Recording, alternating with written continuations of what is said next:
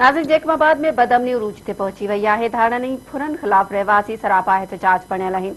उन हवाले से वीडियो लिंक ते अपडेट करे रहियो आहे मेराठ जो रिपोर्टर अब्बास मस्तोई। जी अब्बास, कहिड़ा तफ़सील आहिनि?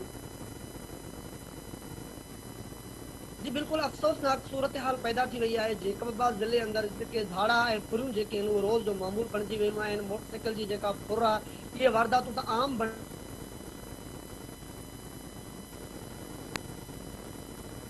जी वयूं आहिनि। पुलिस अमन अमन कराइण में बेगु मुकमल आहिनि। उते त इहे चोरी जो आधार आहे, पर जैकबाबाद जा शहर जेको आहे मेन सदर थाणो आहे, सिटी थाणो आहे, इहे जेके इलाइक़ा आहिनि इहे बि धाड़ेलनि जे हवाले कया विया आहिनि। एसएचओ सदर आहे अयाज़ पठान जेको सॼो ॾींहुं पाण आराम थो करे। पुलिस जो जेको गश्त आहे, जेके एसएसपी पारां हुनखे पुलिस जी जेका मोबाइल ॾिनी वई आहे गश्त जे लाइ, उहा पुलिस जी मोबाइल रोड ते बीहारे करे जेके बलोचिस्तान खां जेके गाॾियूं अचनि थियूं उन्हनि खां उगाड़ी कराए रहियो आहे। शहर जेको आहे मुकमिल तौर जेको आहे उहो फौरन हवाले कयो आहे। अॼु बि जेको आहे आबाद थाणे जे हद में धाड़ो लॻो आहे। उते शहरी जेके आहिनि क़ौमी शाहरा बंदि करे वेठा आहिनि। कोटया कराची रोड जेको आहे 1 कलाक खां मुकमिल तौर बंदि पियल आहे। ट्रैफ़िक जेका आहे उहा बीठल आहे। गाॾियुनि जूं कतारूं लॻी वियूं आहिनि। पुलिस हाली कोन्हे।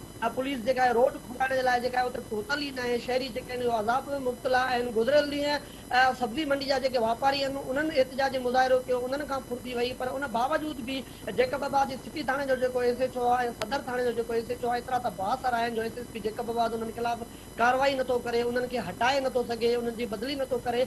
हाणे पुलिस जी जेका अवाम जो जेको तहफ़ुज़ आहे उहो पुलिस जो कमु आहे अवाम खे तहफ़ुज़ ॾियणु। मेन जेको किरदारु आहे अवाम खे तहफ़ुज़ ॾियणु, पर पुलिस अवाम खे तहफ़ुज़ ॾियण में मुकमिल तौर ते नाकाम बणिजी चुकी आहे। एसएचओ जेके आहिनि उहे सिफ़ारिशी रखियल आहिनि।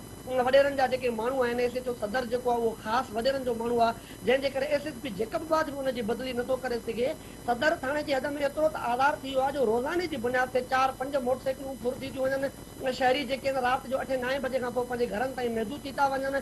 शहरियुनि पारां एसएसपी जैकबाबाद, डीआईजी लाड़काणो ऐं आईजी सिंध खां इहा अपील कई आहे त ख़ुदा असांखे ॿी का शइ कोन थी खपे, घटि में घटि असांखे तहफ़ुज़ त फराहम कयो वञे।